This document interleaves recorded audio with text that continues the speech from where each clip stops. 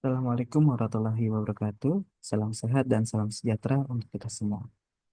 Halo, mahasiswa Universitas Terbuka dimanapun Anda berada. Kembali lagi dengan saya, Satya Rizana Hendrawan, selaku tutorial online mata kuliah Analisis dan Visualisasi Data dengan kode MSIM 4310.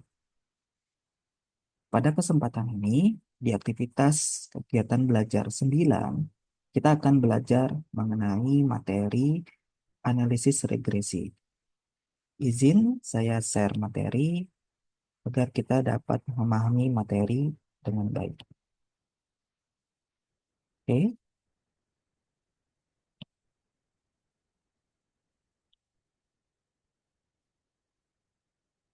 ya. Pada aktivitas belajar 9 ini, materinya mengenai analisis regresi.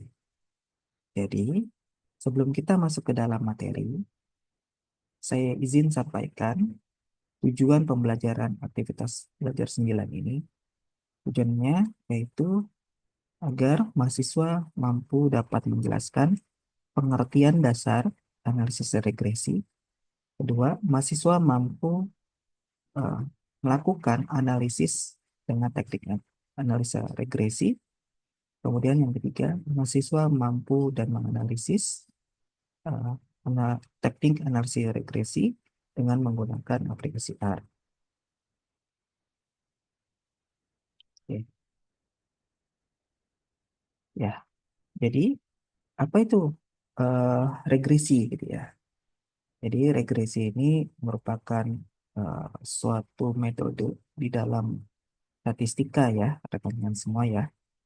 Jadi metode untuk apa? Untuk menentukan, untuk menilai hubungan keterkaitan variabel A dengan variabel B gitu ya.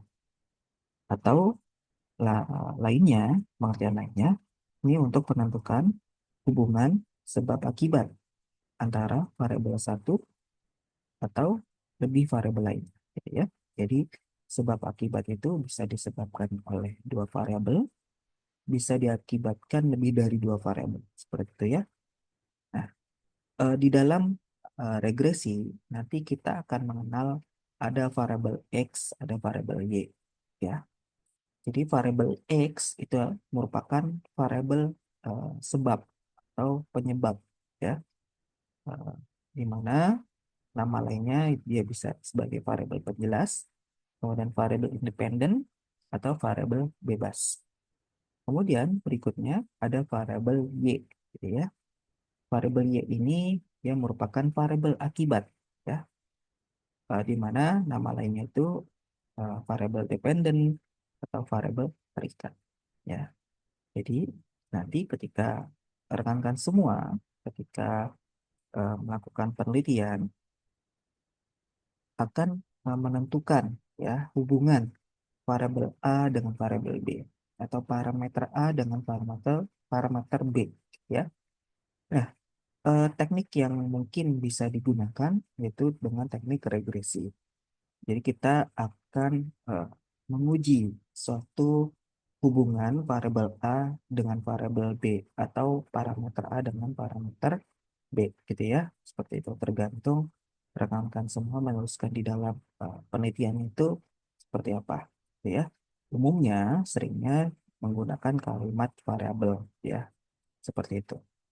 Nah, variabel sebab yang kita ketahui dia adalah variabel bebas. Kemudian variabel akibat yang kita ketahui ya variabel terikat.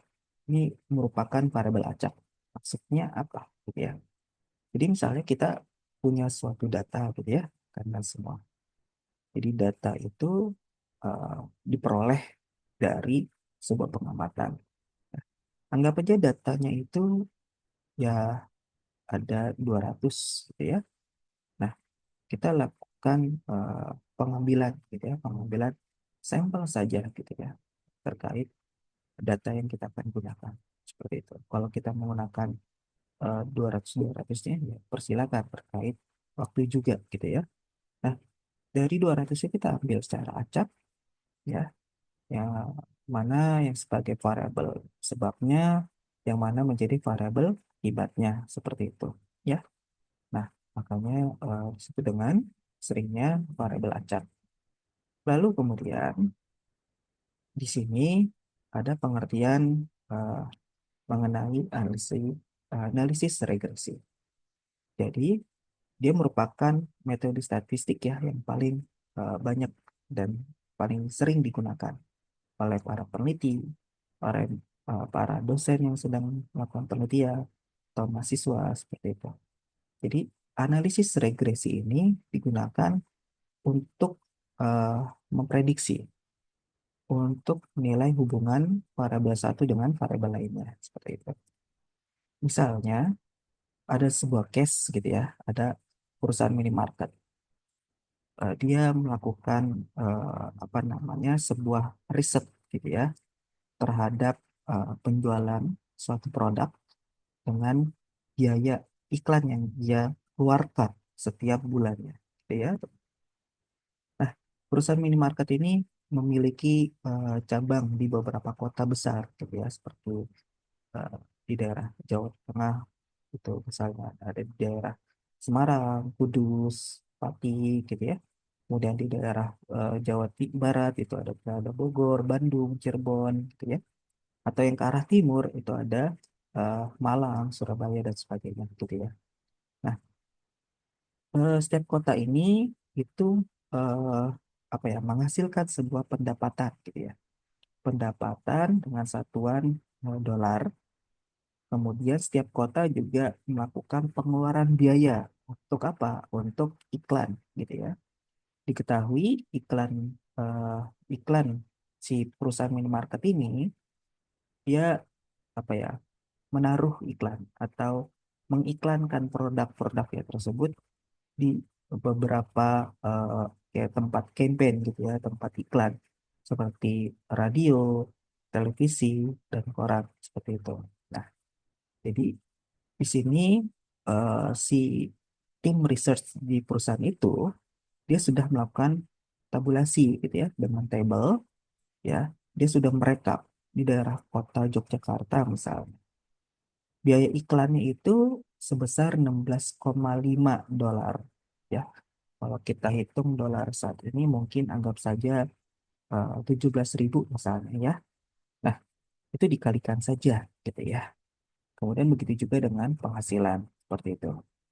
Eh, kita lihat saja di area Yogyakarta gitu ya. Di sini penghasilannya lebih kecil dibandingkan dengan biaya iklan yang dikeluarkan. Ya, otomatis perusahaannya itu untung atau rugi gitu ya pertanyaannya ya. Kalau kita lihat jawabannya adalah ya rugi gitu ya teman-teman ya. Karena biaya iklan itu lebih besar dibandingkan dengan penghasilan atau keuntungan yang didapatkan ya oleh si perusahaan minimarket itu di area Yogyakarta ya. Begitu juga dengan area yang lainnya seperti itu. Nah, ini contoh eh, di daerah Ngawi contohnya ya. Daerah Ngawi biaya iklannya itu cukup 9,6 dolar saja. Nah, sedangkan penghasilannya ini sangat besar nih, 38,9. Kalau kita menghitung secara kalkulasi sederhana atau statistika sederhananya, ya kita kurangin aja. Ya otomatis si perusahaan minimarket di cabang Ngawi ini kan mengalami eh, apa namanya keuntungan gitu ya, keuntungan ya. Dia tidak rugi gitu ya. Kenapa? Karena biaya iklannya minim, tapi penghasilannya itu besar seperti itu. Nah, kalau kita melihat di sini sebenarnya tidak merata ya rekan-rekan semua ya. Ada beberapa kota yang dimana dia biaya iklannya itu ya, cukup besar dibandingkan dengan penghasilannya gitu ya. Otomatis si perusahaan minimarket ini harus berjuang lebih gitu ya. Agar apa? Agar seluruh areanya itu tercukupi gitu ya. Apakah mungkin dengan subsidi dari kota lain untuk menutupinya gitu ya? Seperti itu. Ya, itu sebenarnya ya, apa namanya tergantung keputusan dari tim manajerial si perusahaan minimarketnya itu ya. Tapi di sini kita akan belajar apakah biaya iklan ini akan mempengaruhi penghasilan atau dari keuntungannya gitu ya. Kalau kita melihat dari tabulasi table ini, jawabannya iya akan mempengaruhi. Itu kan asumsi saya mungkin sebagai pembaca visualisasi table ini gitu ya. Nah, tapi kan kita tidak bisa langsung menyimpulkan begitu saja ya rekan-rekan semua. Jadi kita harus melakukan riset kecil-kecilan gitu ya, atau kita melakukan analisis ya, seperti itu. Nah, analisis yang mungkin kita bisa pakai itu dengan teknik regresi seperti itu ya teman-teman. Nah, kemudian secara step by stepnya, nah, pertama kita tentukan terlebih dahulu variabel X-nya sama variabel Y-nya gitu ya. Jadi eh, kita harus melakukan pengamatan lebih yang dimana dalam penentuan variabel gitu ya. Anggap saja variabel X-nya ini merupakan biaya iklan. Kemudian variabel Y-nya ini merupakan keuntungan gitu ya, seperti itu. Kenapa saya menetapkan variabel X-nya ini adalah di kolom biaya gitu ya, teman-teman. Kita tahu bahwasannya biaya ini kan akan mempengaruhi dari penghasilan, gitu ya, seperti itu. Kalau penghasilannya kecil, ya, kemudian biaya yang akan dikeluarkan untuk pengiklanan itu besar, ya, kita bisa langsung berasumsi ya pasti rugi, gitu ya, teman-teman. Kecuali ada sistem subsidi dari cabang lainnya kan seperti itu. Jadi saling menutupi satu sama lain seperti itu ya. Tapi kan kita tidak bisa terus menutupi satu sama lain gitu ya. Misalnya cabang Ngawi menutupi cabang Yogyakarta gitu ya. Oke, kalau kita lakukan apa namanya subsidi silang seperti itu selama 1 bulan misalnya ya. Oke, itu masih anggapannya masih oke. Tapi bagaimana dengan bulan kedua, bulan ketiga dan seterusnya? Apakah eh, apakah untung, apakah rugi gitu ya? Jadi kan kita tidak bisa apa namanya eh, meng, apa ya, mengambil gitu ya, mengambil persentase di area Ngawi ini ya, seperti itu ya, teman-teman. Maka oleh karena itu saya sebagai mungkin pengamat atau peneliti ya, di sini saya menetapkan biaya ini yang menjadi variabel X-nya seperti itu ya. Dan sedangkan variabel Y-nya itu adalah ya tadi variabel terikatnya gitu seperti itu. Nah, di sini kita akan coba step by step ya, rekan-rekan semua secara manual gitu ya. Mungkin nanti ada slide lainnya yaitu dengan pendekatan atau menggunakan R Studio gitu ya. Jadi kita akan mencoba menghitung atau melakukan analisis regresi secara manual dan secara menggunakan aplikasi R seperti itu. Nah, kalau di dalam R kita setidaknya harus apa namanya ya melakukan pengamatan penyebaran titik-titik dari kedua variabel ini gitu ya, seperti itu. Nah, X ini variabel biaya, Y ini variabel penghasilan. Seperti itu. Nah, datanya kita buat ke dalam data frame ya, yang dimana X di sini biaya, Y ini adalah penghasilan. Seperti itu. Jadi, rekan-rekan mahasiswa nanti jika ada skrip yang saya tampilkan di dalam slide materi saya ini, silakan rekan-rekan semua dapat mempraktikkan ya secara individu dan sebagai latihan saja di R Studio-nya masing-masing. Ya, seperti itu. Tujuannya apa? Tujuannya agar rekan-rekan semua itu terbiasa. Kalau kita sudah menghasilkan diagram scatter plotnya atau diagram titik penyebaran, di sini kita bisa sedikit dapat insight ya, dapat pengetahuan. Pengetahuannya apa? Kalau rekan-rekan semua perhatikan, sumbu yang ke atas ini merupakan variabel Y, suhu yang datar ini merupakan variabel X. Kita tahu variabel X-nya itu kecil, maka variabel Y-nya besar, ya. Kemudian dan seterusnya, ya. Ini berdasarkan apa?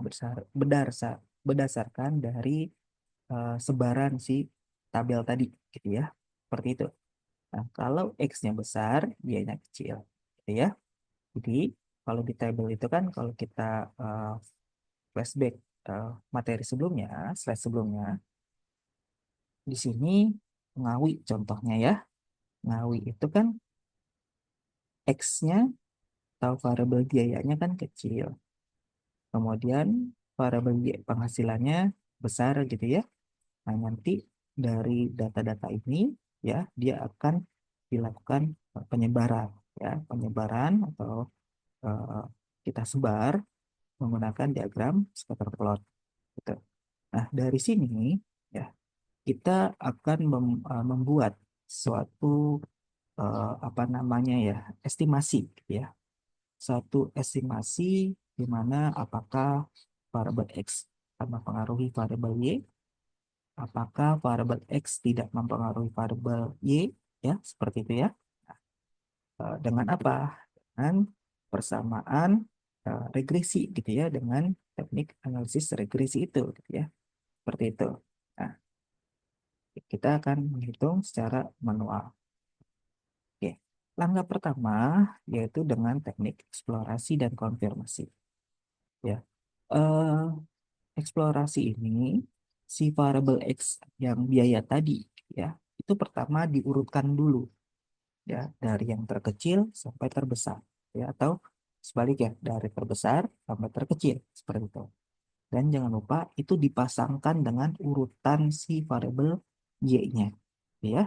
Contoh tadi di Ngawi itu 9,3 gitu ya. Di variabel apa namanya? Variabel biayanya atau variabel X-nya. Nah, di variabel Y-nya itu 38, berapa gitu ya. Nah, itu harus berpasangan. Jangan tidak gitu ya, seperti itu ya teman-teman. Nah, kemudian yang kedua, itu membagi pasangan itu dalam tiga kategori. Area atas, area tengah, sama area bawah. Seperti itu ya. Nah, area atas, area tengah, area bawah. Ya. Di mana misalkan ada 15 data yang sedang kita amati ya. Maka setiap setiap area atas, tengah, bawah ini itu perhitungannya adalah sepertiga ya. Jadi sepertiga X X-nya gitu ya. Jadi kalau misalnya X-nya ada 21, berarti 21 dibagi 3. Nah, otomatis nanti bagian atas ada 7 observasi, bagian tengah ada 7 observasi, bagian bawah begitu juga gitu ya.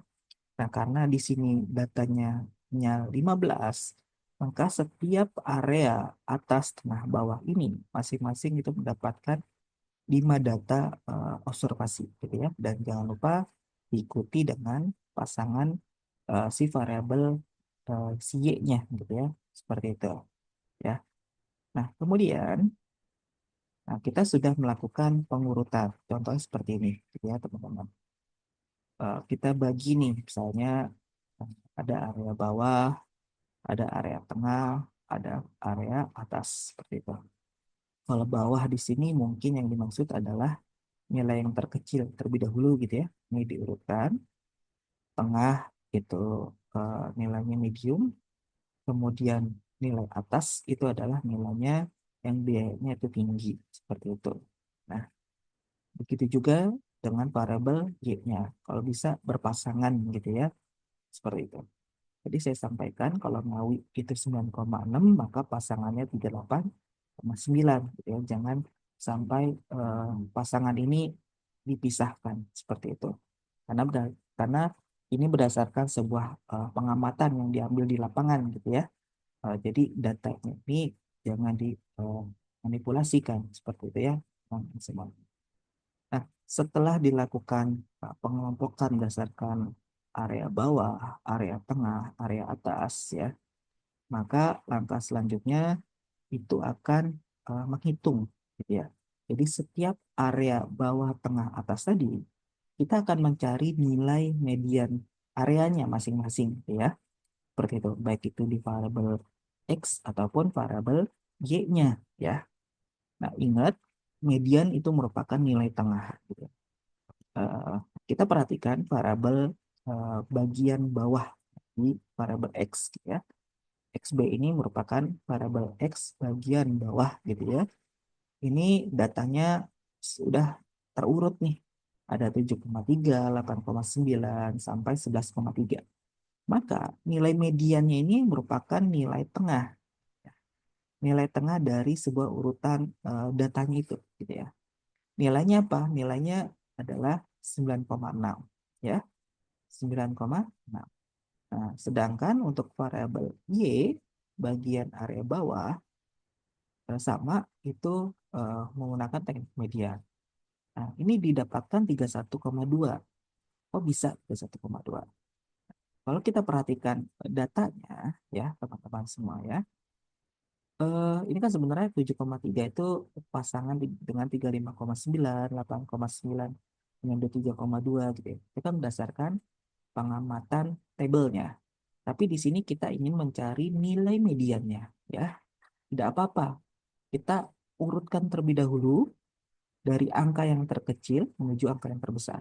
Angka terkecil itu dari eh, apa area kolom eh, ini 22,1 ya. Ini 22,1, kemudian 23,2 dan seterusnya gitu ya. Sehingga didapatkan 31,2. Begitu juga kita mencari nilai median untuk variabel X dan variabel Y di area tengah. Begitu juga kita mencari nilai median di variabel X dan variabel Y di area atas gitu ya, rekan-rekan semua. Yang di sini, di slide ini ada typo ya, rekan-rekan semua ya. Jadi mohon diperhatikan, jika Anda menyimak materi ini dengan baik, pasti Anda tahu ini adalah kalimat typo gitu ya, mohon maaf. Ini adalah Y atas ya, seperti itu, bukan X atas. Ya, setelah kita mendapatkan mediannya setiap area, area bawah, area tengah, area atas, setiap variabelnya gitu ya, maupun X atau Y, gitu, kita masukkan ke dalam rumus ya. Kita mencari nilai slope-nya di dalam persamaan eh, regresi ya. Jadi untuk mencari nilai slope atau perpindahan jarak antara perubahan si X terhadap Y, gitu ya, ini ada rumusnya, itu eh, si variabel variabel Y bagian atas dikurangin variabel Y bagian bawah, dan eh, rekan-rekan semua tinggal mengisinya. Nah, isinya ini nilainya dapat dari mana? Dapat dari nilai mediannya, gitu ya. Jadi kita sudah dapat nih. Kalau kita kalkulasikan, maka didapatkan di sini adalah nilainya minus, gitu ya. Jadi kita harus mengetahui nilai minus di sini artinya apa, gitu ya. Kalau kita eh, sebenarnya terlihat, ya, terlihat kalau menurut saya di sini terlihat gampangnya gini.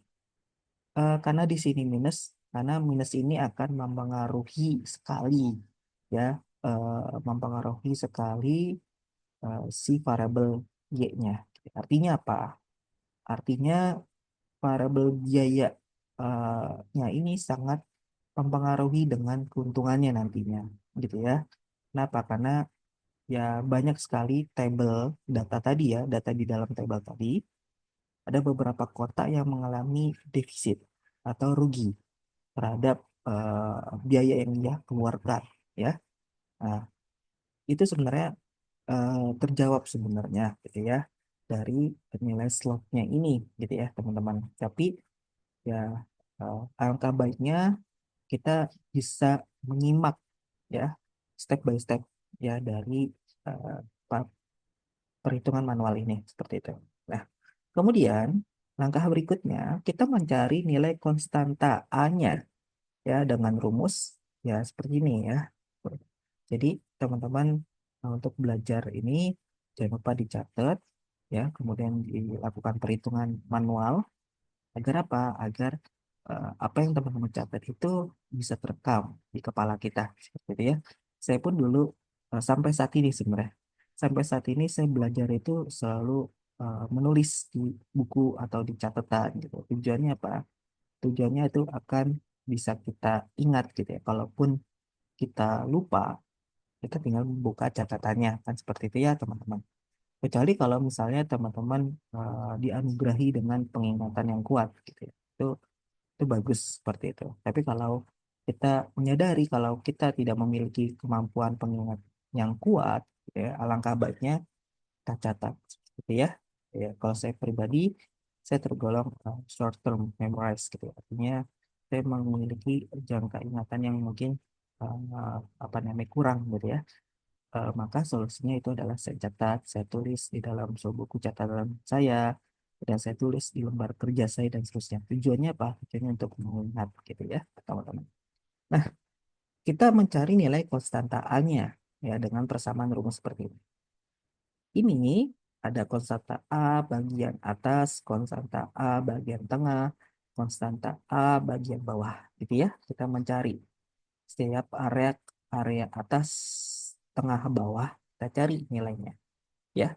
Nah, ini setiap rumus ini pasti ada rumusnya, ada penerjemahan rumusnya di mana nilai variabel y area atas, variabel x area atas itu dikurang dikali ya, dikali nilai slope-nya dulu, kemudian hasil YA dikurangi dengan hasil B kali XA-nya ini gitu ya, teman-teman ya.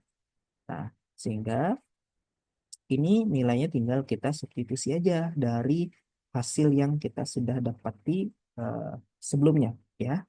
Jadi kan nilai XA itu adalah 15,1 gitu ya, teman-teman ya. Kemudian nilai XA itu didapatkan di sini nih, 15,8 ya.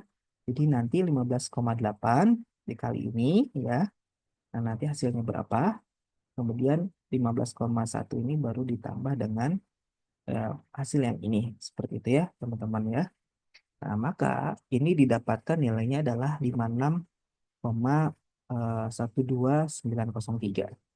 Begitu juga dengan nilai konstanta A untuk area tengah ya, ini didapatkan 52,3 sekian. Kemudian konstanta bagian bawah itu didapatkan 56,12 sekian. Seperti itu ya, teman-teman. Nah, kemudian setelah setiap konstanta tiga area ini didapatkan, ya, ini dibagi tiga. Kita akan mencari konstanta rata-ratanya itu berapa. Maka didapatkan nilai interceptnya atau konstantanya A-nya ini itu adalah 54,87 sekian. Seperti itu ya, teman-teman. Nah, langkah berikutnya kita masukkan nilai tadi ke dalam persamaan regresi dengan rumus Y estimasi gitu ya.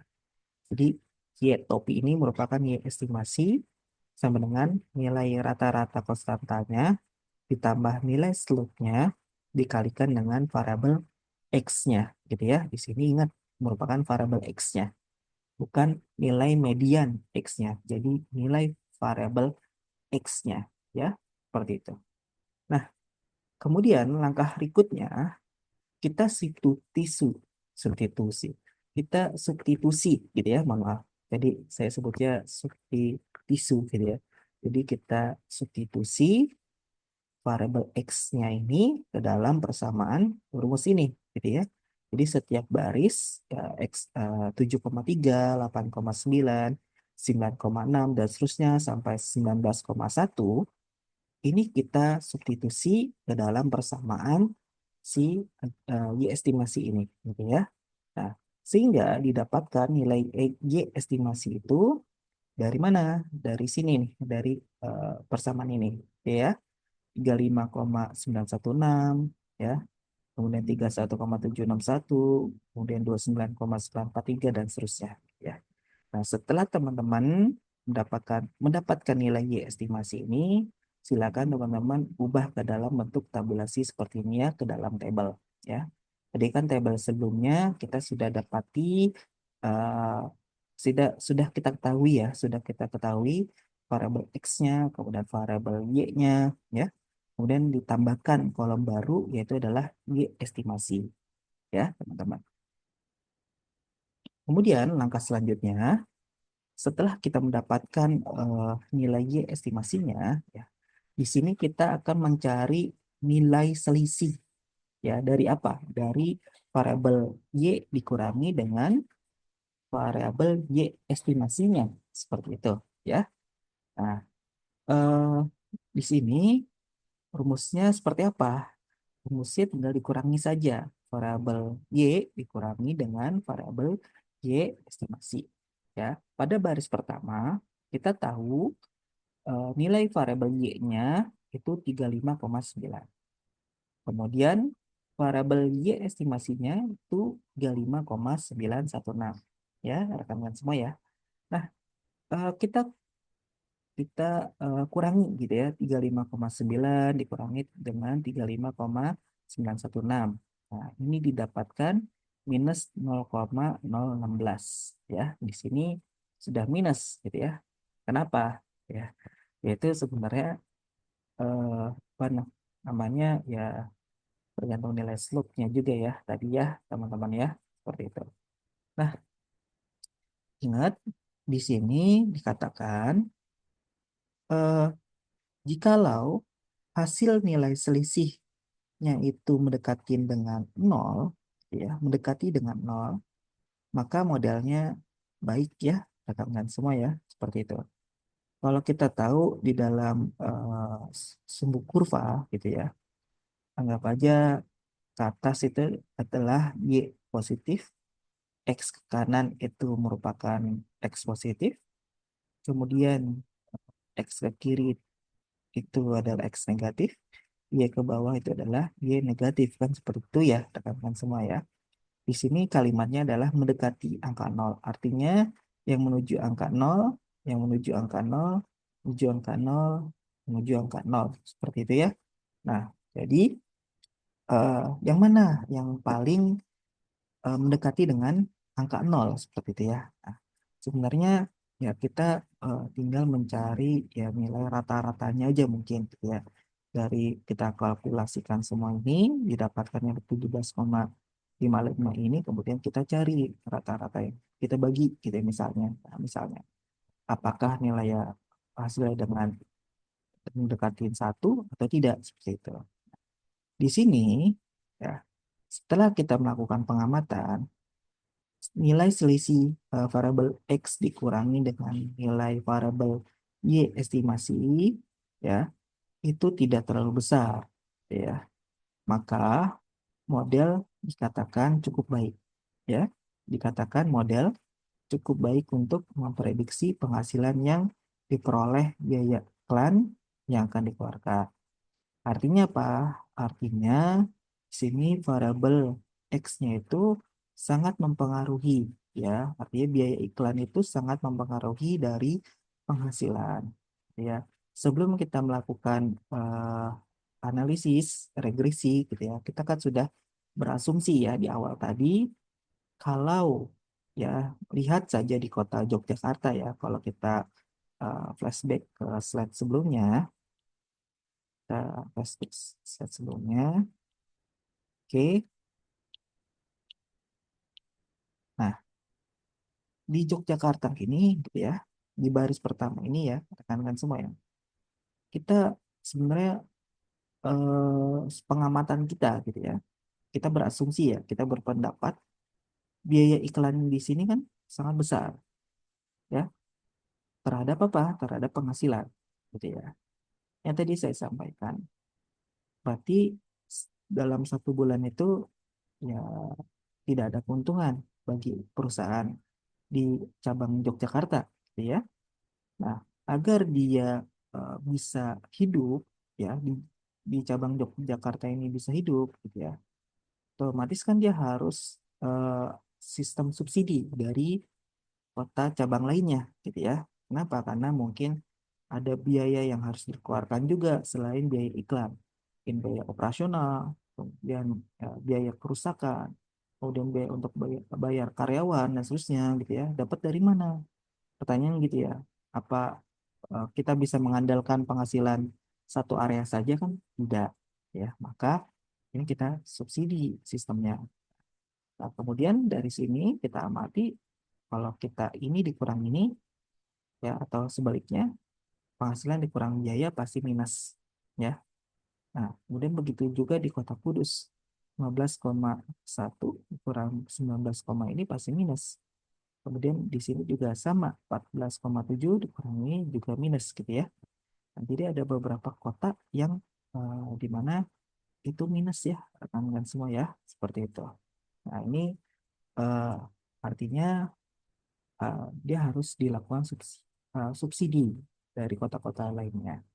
Nah, jadi tentunya biaya iklan itu sangat mempengaruhi terhadap biaya penghasilannya. Nah, jadi dari model persamaan regresinya ini dikatakan apa namanya ya cukup baik ya seperti itu. Jadi eh, mungkin akan ada eh, subsidi selanjutnya dari cabang lainnya seperti itu. Oke, kemudian ini ada case seperti ini. Case-nya misalnya gini, biaya iklan yang dikeluarkan itu sejumlah $20 gitu ya. Kemudian karena kita sudah mendapatkan estimasinya, nah itu dapatkan nilainya 2,9365. Ingat nilai Y estimasi yang baik itu kalau dia mendekati dengan angka 0 gitu ya, mendekati angka 0.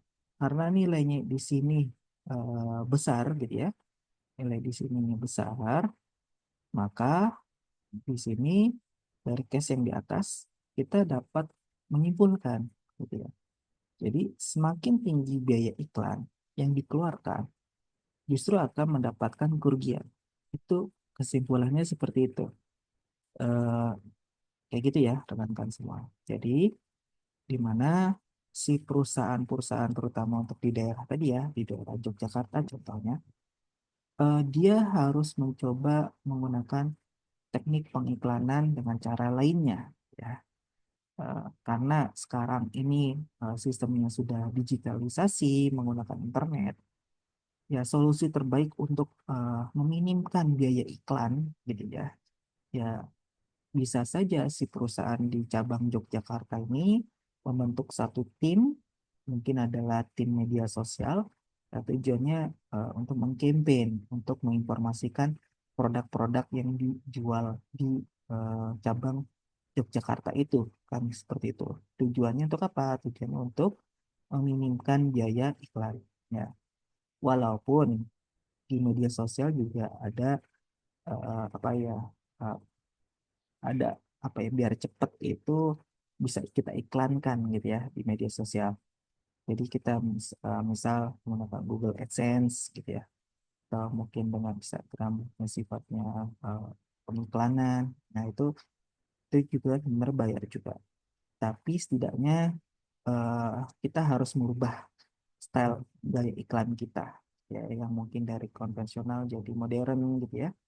Kita tahu kalau iklan di koran biayanya berapa sih gitu ya, iklan di radio biayanya berapa sih gitu ya, pasti kan eh, cukup mahal gitu ya teman-teman, apalagi biaya iklan di televisi gitu ya.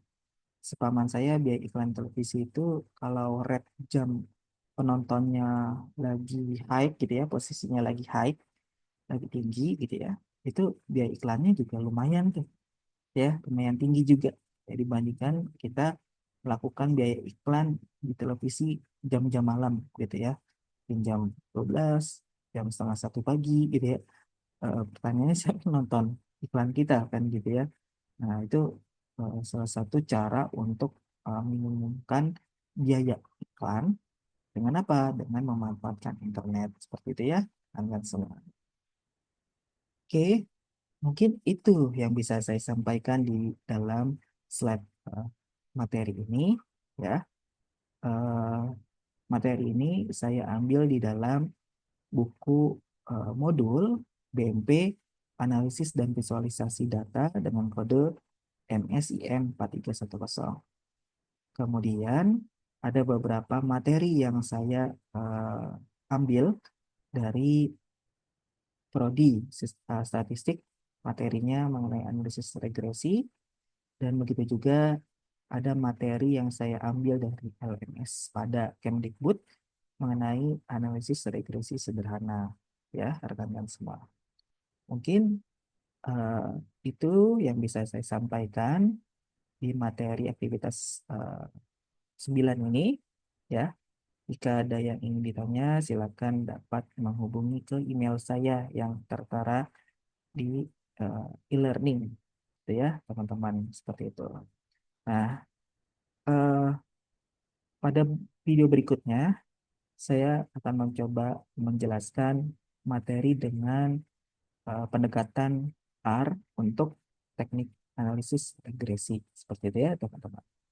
Mungkin materi yang pertama saya tutup terlebih dahulu.